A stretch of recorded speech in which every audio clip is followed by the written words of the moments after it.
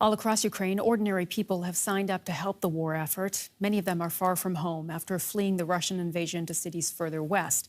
For lots of women, that meant leaving their loved ones behind to fight. DW's Fanny Fascar met a group of women in the city of Chernivtsi.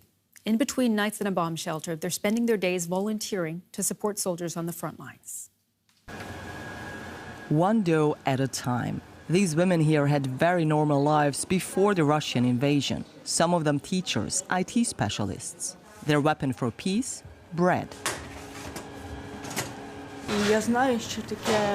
I know what it's like to be hungry. It's very important to feed others, even those you do not know. We're all Ukrainians.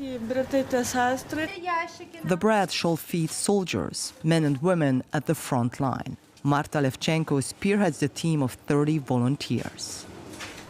Bread means coziness, home, love, something we can share. 120 people share this house already. It was built for 80 by Marta and various donors 5 years ago to help survivors of domestic violence. She now accommodates internally displaced women and children.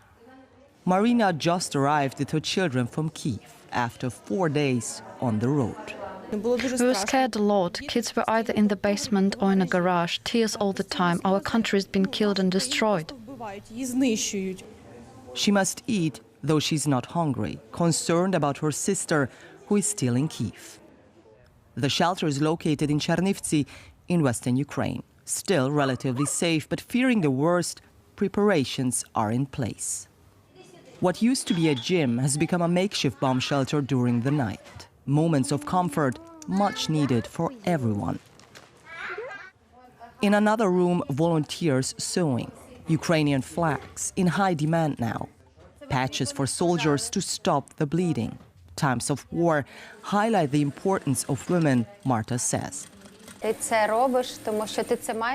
You do this because you have to do it.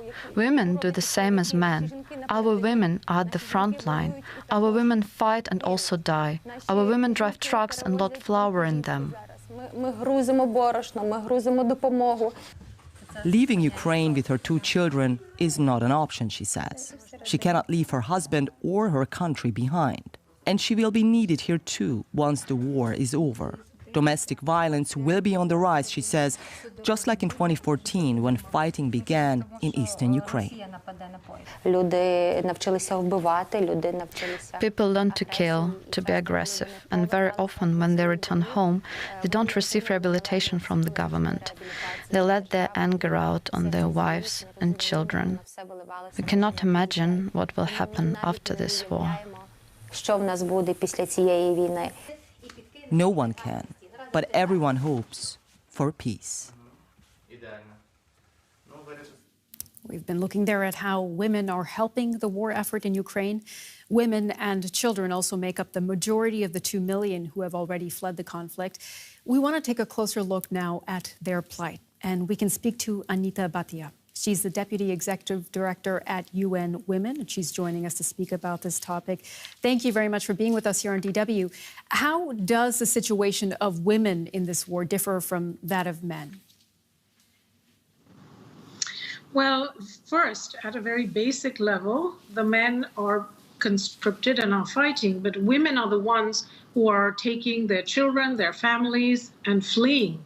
So in this conflict, as in any other conflict, women and children end up bearing the disproportionate burden of the crisis.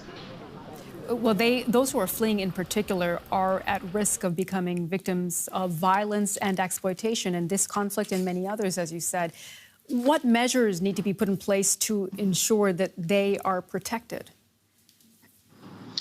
When humanitarian aid is given, it must be given with a gender lens, because it is very important that the particular exigencies of situations that women find themselves in are taken into account. For example, it's really important to ensure that we are thinking about women's physical needs, which is not something that necessarily comes immediately to the mind of an ordinary humanitarian worker. So you need to think about what needs women may have, particularly in their caregiving function, that may require different physical infrastructure, different kinds of provisions, different hours of service. All of those need to be thought through a gender lens. If we look at the situation facing both women who are staying to help the effort and those who are fleeing, what worries you most? Well, the thing that, of course, worries us the most is the fact that there is no peace yet.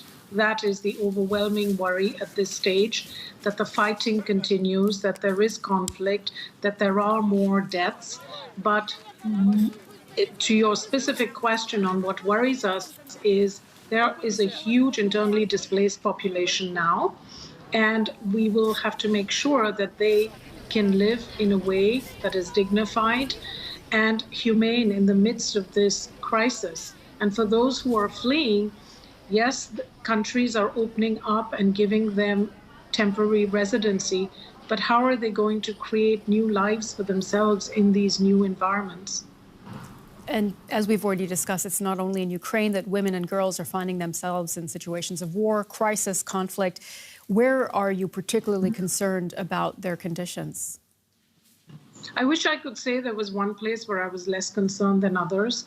The fact is the disproportionate impact of crises on women is seen in every single crisis, whether you're looking at women in Tigray, women in Afghanistan, women in Haiti, and it doesn't matter what the nature of the disaster or the crisis is, whether the crisis comes out of war, conflict, or a climate disaster, the impact on women, partly because poverty is so deeply feminized, is always worse than it is on other segments of the population. Anita Bhatia speaking to us, the UN Women's Deputy Executive Director. Thank you so much for sharing your insights with us today. It was a pleasure. Thank you.